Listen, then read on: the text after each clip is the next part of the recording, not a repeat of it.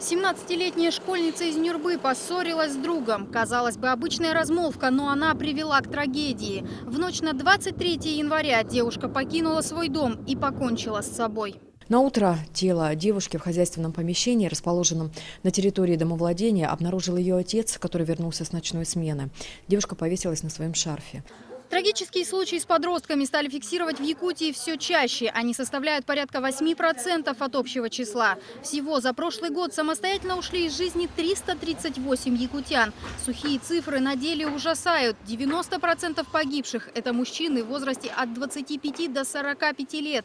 Наивысшие показатели зафиксированы сразу в 6 районах Якутии. Именно уровень смертности большой зарегистрирован в Анабарском, в Авино-Бутантайском, в Хангаласском, в Амгинском, в Нюрбинском и в Горном районах.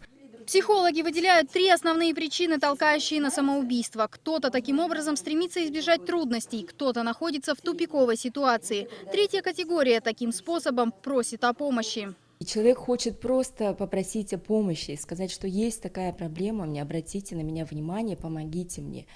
Чаще всего это в подростковом возрасте бывает, да, в пожилом возрасте и детские суициды. Психологов настораживает и то, что сегодня о способах суицидов много доступной информации в интернете. В социальных сетях даже создаются сообщества, где подростки, не стесняясь, выкладывают ужасающие фотографии. Но есть страницы, на которых стремятся помочь. Сегодня в интернете сайтов психологической помощи можно найти более десятка. Кроме телефонов доверия и различных пособий и материалов, на них есть форумы, на которых можно рассказать о своей проблеме открыто. Ведь порой от рокового шага может спасти обычный разговор по душам. Анна Лебединская, Иларион Федоров. Вести.